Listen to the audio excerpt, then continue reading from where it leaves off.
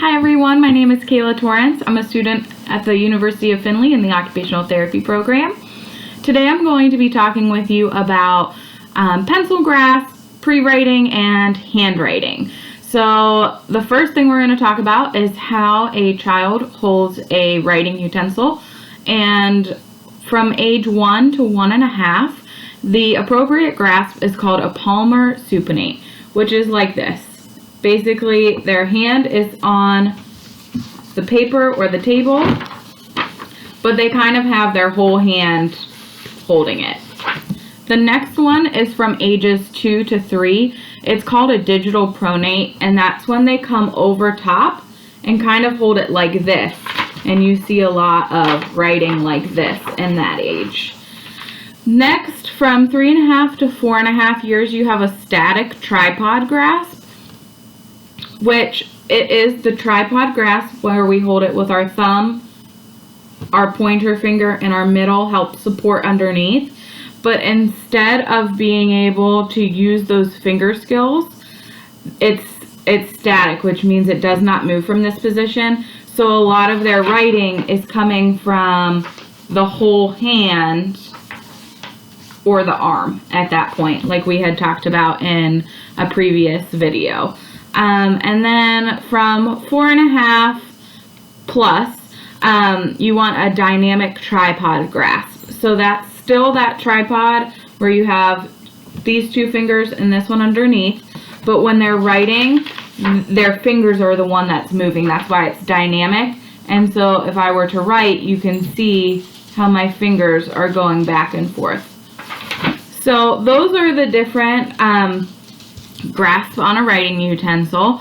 And now we're going to talk about the pre-writing strokes. These are the things that kids start learning before they learn any sort of letters.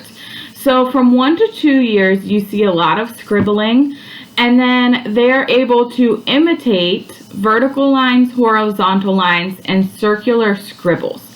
So when I say imitate, I mean they watch somebody do that, and then they're able to do it directly after them. So between 1 to 2 years, if this was my paper, I would be drawing my line down right in front of the child, and then they would immediately after be able to do the same. When I say copying, that means I would be able to turn away from the child, draw a shape, give it back to the child, and then they would be able to look at it without watching me to have just done it, and they would be able to make the same shape like that. Or if you're looking out of a book or a worksheet and there's a circle on it, they would be able to copy that. So from 2 to 3 years, they're able to imitate a cross. So that's, again, if I drew it directly in front of them as they watched, then they would be able to replicate it. And then this is where between 2 to 3 years that they are able to start copying, and they can copy a vertical line, a horizontal line, and a circle. So that's when, again, if I took it away and they were not able to see me while I was creating one of those 3 shapes, and I handed the paper back after it was already produced on the paper, they would still be able to copy that. From ages 3 to 4, they're able to draw a circle without a model. From 4 to 5, they're able to imitate a square, and then they're able to copy a cross. Closer to that 5-year mark, they're able to copy a square, right and left diagonal lines, an X, some letters, and some numbers. At this age, they may be able to write their own name, and we always want to start in capital letters, because if you look at a lot of the lines, the pre-writing strokes that we've already talked about, there are things like line down, line across, circle, there's diagonal lines, and X. Those are our pre-writing strokes, and most of these are what we make the rest of the alphabet out of. So since they already know these ones, it's a lot easier to then, okay, I take my 2 diagonal lines and that turns into this, and then I draw my line across, and we have an A. So just out of those 3 pre-writing strokes, we can then turn that into a capital A. So we always want to make sure we're teaching capital letters first. So between that 4 to 5, they may also be able to draw a face with eyes, a nose, and a mouth. They may be able to draw a basic stick figure with 2 to 4 body parts. And they also are able to color inside of a circle, filling it at least halfway. And then from the 5 to 6 year mark, they're able to now copy a triangle. They're able to completely print their own name. This is when we start adding in some of those lowercase letters. They're able to copy most capital and most lowercase letters, and they're able to draw a person with at least 6 body parts. So when we are teaching letters, we want to make sure that we're always teaching them starting at the top. So proper form starts each letter or line at the top and goes down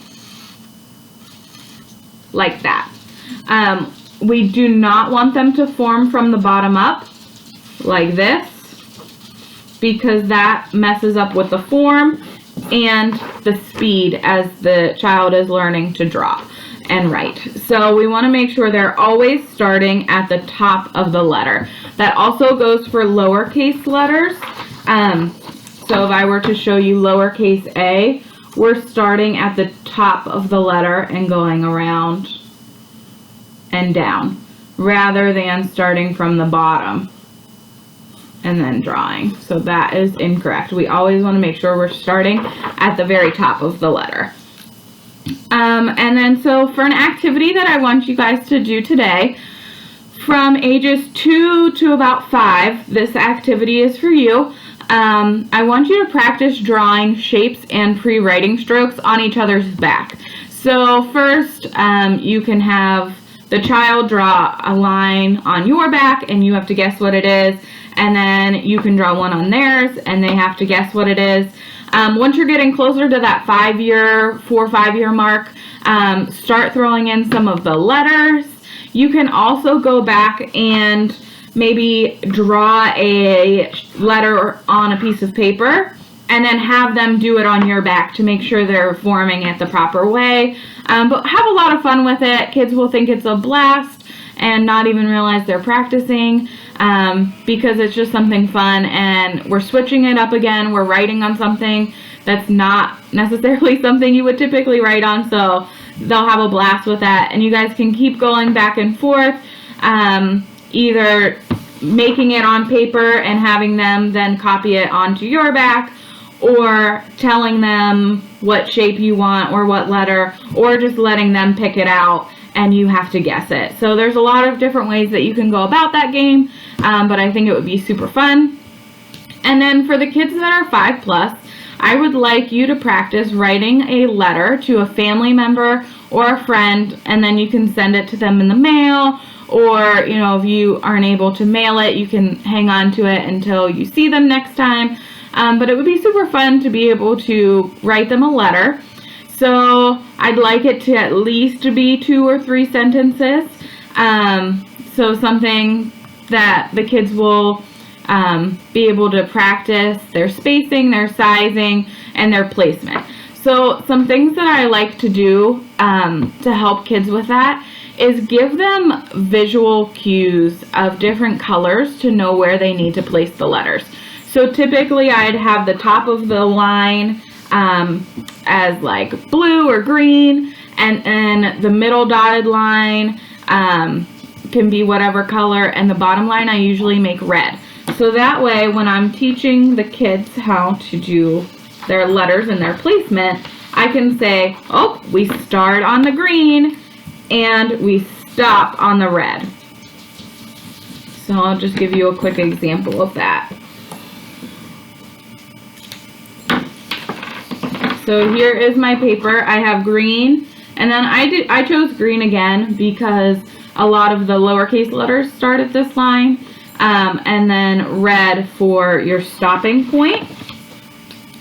And if I were to write I would make sure that I'm starting right on that green and stopping right on the red line. So that's how you can work with them on starting at the top, which is super important, and also getting it within good line awareness because they have that visual to stop at the bottom. Another thing that you can do to work on spacing is having them use their finger in between words, or you can use a popsicle stick or a sticker, and if you place that between each word, that will help with some of that spacing as well.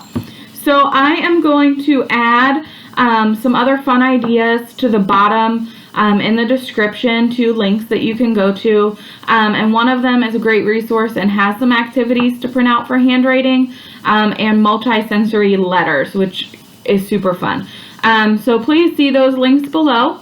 I'd also love it if you would like this video and subscribe so you can see what's coming next, because we have a lot of great ideas coming up for activities and education. So please like and subscribe. Thanks so much.